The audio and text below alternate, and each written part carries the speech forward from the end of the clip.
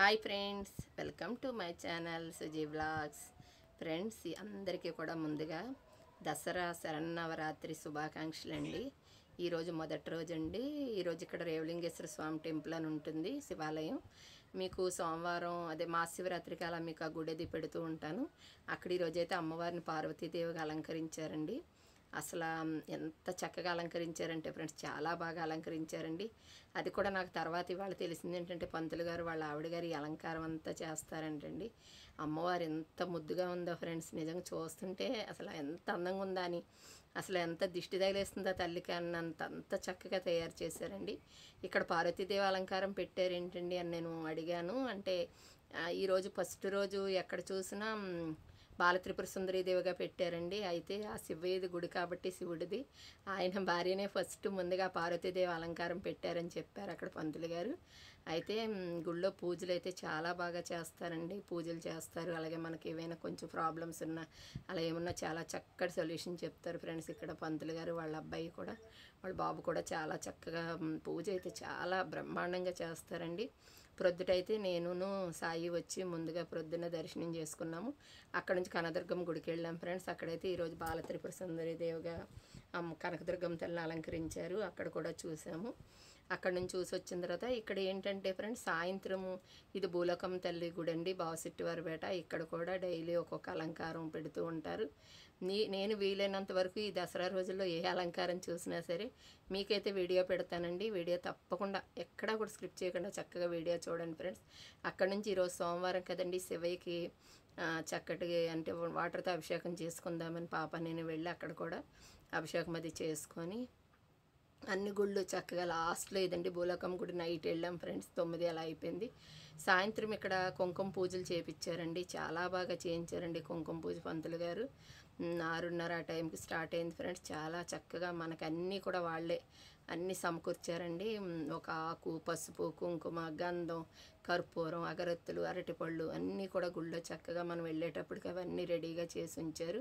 అవి మనకి ఇచ్చారు ఫ్రెండ్స్. ముందుగా చక్కటి ఆ విఘ్నేశ్వరుని, ఆ గణపతిని, ఆ పసుపుతో ఆ గణపతిని చేసుకొని ముందుగా పూజ చేయించారండి. మనం ఏదైనా సరే అనుకుంటాం కదా ఫ్రెండ్స్, ఏ కార్యక్రమం తలపెట్టినా, ఏ పెళ్ళి తలపెట్టినా, ఏమైనా ముందుగా వినాయకుడిని, ఆ విఘ్నేశ్వరుని పూజించుకోవాలి కదండి. అందుకని ముందుగా అందరినీ గౌరీదేవిని విఘ్నేశ్వరుని చేసుకోమన్నారండి. ఆ గణపతిని చేసుకోమని ఆ గణపతికి ముందుగా చక్కటి పూజ చేయించారు. తర్వాత శ్రీచక్రం, తాబేలు అతను శ్రీచక్రం ఇచ్చారు ఫ్రెండ్స్. అది చక్కగా ఒక గిన్నెలో పెట్టి ఇచ్చారు. అలాగే దేవుడి సామాన్లు మొత్తం అన్నీ కూడా మనకి చక్కగా అక్కడ ఒక ప్లేట్ పెట్టి ఆ ప్లేట్లు అన్నీ రెడీగా పెట్టి ఇచ్చారు ఫ్రెండ్స్. కుంకుమ పూజ అది కూడా చాలా చక్కగా చేయించారండి. పూజ అయితే చాలా చాలా చక్కగా చేశారు ఫ్రెండ్స్. మాకు చేసే కొలది కూడా అసలు కింద అయితే మామూలుగా అయితే అస్సలు కూర్చోలేను ఫ్రెండ్స్, చాలా చాలా ఇబ్బందిగా ఉంటుంది నాకు.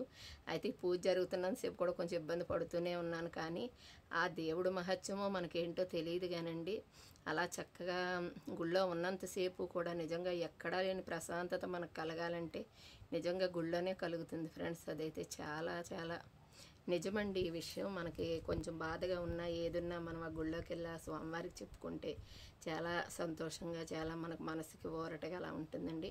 అలాగే ఈ గుళ్ళో ఇంకో ప్రత్యేకత ఏంటంటే ఫ్రెండ్స్, అందరు దేవుళ్ళు కూడా చిన్న చిన్న గుళ్ళు, మొత్తం గుళ్ళన్నీ కూడా ఇక్కడ ఉంటాయండి. మీకు చాలాసార్లు వీడియో పెట్టాను. ఈసారి నేను పగలు వెళ్ళేటప్పుడు ఆ వీడియో అంతా మీకు పెడతాను ఫ్రెండ్స్. చాలా చక్కగా అంటే అయ్యప్ప స్వామి, నాగేంద్ర స్వామి, అలాగే లక్ష్మీదేవి, వెంకటేశ్వర స్వామి, సాయిబాబా అన్నీ కూడా అన్ని టెంపుల్ ఉన్నాయండి. నవగ్రహాల గుడి ఉంది, అన్నీ ఉన్నాయి.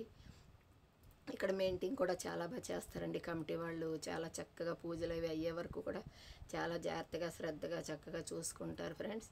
అలాగే ప్రతి మాస శివరాత్రికి కూడా మొన్న ఒక 2 నెలల నుంచి మాస శివరాత్రికి అయితే ఒక 200 మందికి భోజనం కూడా, అన్నదానం కూడా చేస్తున్నారు ఫ్రెండ్స్. అది కూడా కమిటీ వాళ్ళందరూ అమౌంట్ వేసుకొని వాళ్ళ అమౌంట్ తోటే చక్కగా అన్నదానం చేస్తున్నారు. 201 మందికి అలా పెడుతున్నారు. ప్రతి మహాశివరాత్రికి అయితే నేను పూజ చేయమని చెప్పానండి. ఈయనకు మొన్న బాగోలేదు, అసలు హెల్త్ బాగోలేదు.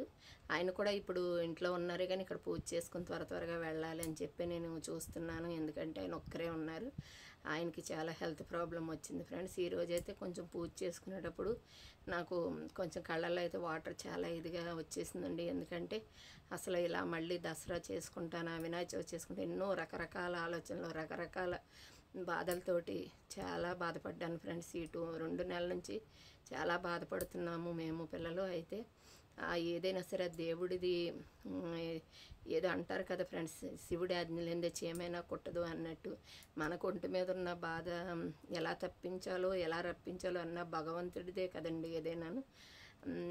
అదైతే నేను ఒక వీడియో చిన్నది పెడతాను ఫ్రెండ్స్. నాకైతే చాలా చాలా బాధపడ్డానండి. 3 నెలల నుంచి చాలా బాధపడుతున్నాము. కానీ అంతా కూడా భగవంతుడు లేలండి. ఏ బాధ అయినా ఏ కష్టం వచ్చినా సరే ఆయనకి ఎలా బాధ ఇవ్వాలో తెలుసు, ఎలా తీర్చాలో కూడా ఆయనకే తెలుసు. ఆ శివయ్యనే కానీ ఒక దేవుడని నేను అనట్లేదు ఫ్రెండ్స్. నేనైతే ఎక్కువగా చిన్నప్పటి నుంచి కూడా బాగా ఇష్టమండి శివుడంటే. తర్వాత అంటే కొంచెం అలా ఇంకా చిన్నప్పుడు బాగా కాలువలకి వెళ్ళడం, స్నానాలు చేయడం, ఒత్తులు వదలడం అవన్నీ కూడా చేసేదాన్ని. నాకు 10 సంవత్సరాల వయసు నుంచి కూడా అన్నీ ఎక్కువ శివుడి గుడికే వెళ్ళేదాన్ని ఫ్రెండ్స్. తర్వాత నాకు ఒక 10 సంవత్సరాల నుంచి నాకు ఒక అన్నయ్యలాగా నాకు బాబా దొరికారు. బాబానైతే అసలు వదలను. ఒక అంటే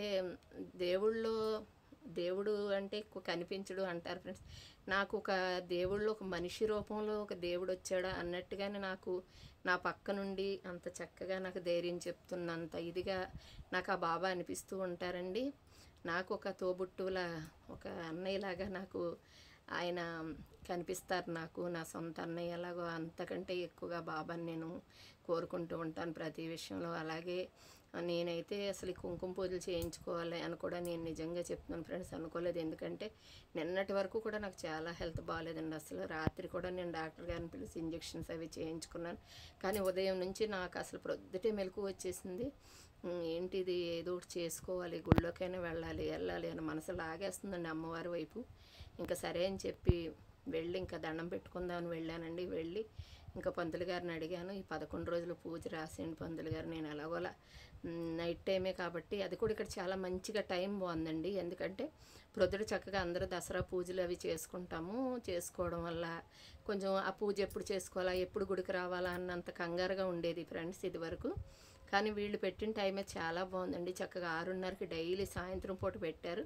మనం ఉదయం రావాలనుకుంటే ఇంట్లో పూజ చేసుకున్న తర్వాత దండం పెట్టుకొని వెళ్ళొచ్చండి.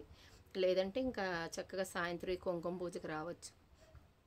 ఇదైతే చాలా బాగా నచ్చింది ఫ్రెండ్స్ నాకు. అందరూ చక్కగా సాయంత్రం గుడికి వచ్చినట్టు ఉంటుందండి. ఉదయం మనం ఇంట్లో ఏదైనా దీపారాధన చేసుకున్నట్టు కూడా ఉంటుంది.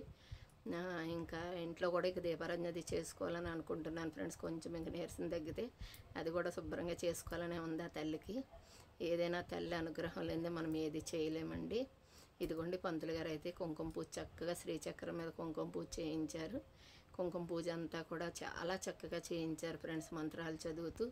లాస్ట్లో మళ్ళీ మనకి పూజ అంతా అయిన తర్వాత ఆ గౌరీదేవిని గణపతిని తీసుకొని మనని తీసుకెళ్ళిపోమన్నారు. అది ప్రొద్దుట చక్కగా స్నానం చేసేట ముఖానికి రాసుకోమన్నారు. అలాగే మనకొకటి అమ్మవారిది తాడిచ్చారండి, అదేమో ఎడం చేతికి కట్టుకోమన్నారు. అదంతా కూడా శ్రీచక్రం పూజలో చేసిన తర్వాత అది అమ్మవారి మాల తోరణం మనల్ని కట్టుకోమన్నారండి చేతికి. అది కట్టుకుంటే చాలా జాగ్రత్తగా ఉండాలని చెప్పారు.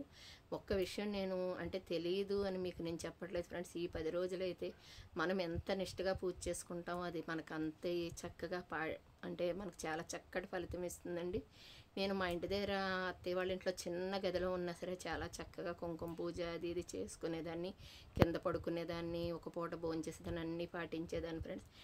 ఇప్పుడు కొన్ని హెల్త్ ఇష్యూస్ వల్ల కింద పడుకోలేకపోతున్నాము, కింద కూర్చోలేకపోతున్నాము. మోకాళ్ళ నొప్పులండి, అసలు కింద కూర్చోలేను. అన్నిటికీ ఆ తల్లికి అన్నీ తెలుసు ఫ్రెండ్స్, ఎవరికి ఎంత ఆరోగ్యం ఉంటాము ఎవరు ఎలా అని తెలుసు. కానీ వీలైనంత వరకు చిన్నవాళ్ళుగా ఉన్నవాళ్ళు, ఓపిక ఉన్నవాళ్ళు అయితే చెప్పేది ఒకటేనండి, ఈ 10 రోజులు. ఇంకోటి ఏంటంటే ఫ్రెండ్స్, ఇప్పుడు 11 రోజులు వచ్చిందండి ఈ సంవత్సరం. ఇలా 10 సంవత్సరాలకు ఒకసారి వస్తుందంటే ఫ్రెండ్స్, 10 సంవత్సరాలకు మళ్ళీ ఇలా వచ్చిందంటే 11 రోజులు. ఎప్పుడు 9 రోజులు వచ్చి 10 రోజులతో లాస్ట్ అయిపోతుంది. 10 సంవత్సరాల తర్వాత రావడం వల్ల విజయవాడ కూడా దుర్గమ్మ తల్లికి చాలా చక్కటి పూజలు, చాలా చక్కటి డెకరేషన్ అన్నీ చేస్తున్నారండి. పూజ అంతా అయిన తర్వాత చక్కగా హారతది ఇచ్చాము. ఇంకో విషయం ఏంటంటే ఫ్రెండ్స్, మనం ఈ 11 రోజులు చాలా నిష్టగా కుదిరితే మనం ఒప్పుకుంటే ఒక పూట భోజనం చేసి ఒక పూట టిఫిన్ చేయొచ్చండి. అలాగే కింద పడుకోవడం వల్ల కానీ మనం పడుకుని ఉంటే ఇంకా చాలా మంచిది. ఎందుకంటే మంచం మీద పడుకోకుండా అది కూడా ఎంతవరకు ఒప్పుకుంటే వాళ్ళకని చెప్తున్నాను ఫ్రెండ్స్. ఇలా పూజ అంతా అయిన తర్వాత చాలా చక్కగా అమ్మవారికి కుంకుమ పూజ అంతా అయిన తర్వాత శ్రీచక్రం అమ్మవారిని అలా విసరమన్నారండి పంతులు గారు. పూజ అంతా ఒక్కసారి మీకు ప్రతిదీ అంటే ఇవాళ ఈ అమ్మవారి అలంకారం ఫ్రెండ్స్. నేనైతే వీలైనంత వరకు ప్రతిరోజు అలంకారం పెడతానండి. మీరు తప్పకుండా మీకు ఏదో టైంలో నా వీడియో చూసి తప్పకుండా లైక్ చేసి షేర్ చేయండి ఫ్రెండ్స్. ఎవరైనా సబ్స్క్రైబ్ చేసుకోకపోయినా సరే ఇంకా సబ్స్క్రైబ్ చేసుకోండి. ఇంకా మీకు ఇన్ని రోజులైతే వీడియోలు పెట్టడం అయితే నేను చేయలేదు, ఎందుకంటే ఇంట్లో ప్రాబ్లమ్స్ వల్ల అలా నేను వీడియోలు పెట్టలేదు. కానీ చాలామంది నాకు చాలా రకాలుగా హెల్ప్ చేశారండి. ఆ భగవంతుడి రూపంలో ఎంతోమంది ఈయనకు బాగోన్నప్పుడు చాలా చాలా రకాలుగా హెల్ప్ చేశారు. అదంతా కూడా నాకు ఒక చిన్న వీడియో పెట్టాలని అనుకుంటున్నాను నేను, నాకు కుదిరినప్పుడు. ఎందుకంటే దేవుడు మనిషి రూపంలోని దేవుణ్ణి అలా ఇస్తారు అన్నట్టు నాకు చాలామంది హెల్ప్ చేశారు ఫ్రెండ్స్. ఎవరిని కూడా నేను మర్చిపోను. నేను ఫోన్ చేస్తాను ఈవినింగ్ ఉందా ఆంటీ. స్ఫూర్తిగా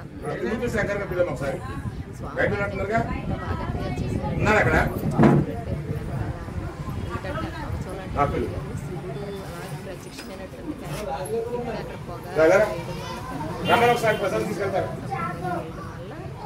స్వామివారు కొంచెం లైట్గా పెట్టారండి, లేదంటే అంటే ఒకరి నుంచి ఒకరు అన్నట్టుగా ఉన్నారు. ఇదిగోండి అక్కడి నుంచి పార్టీలు ఉండేవాళ్ళం.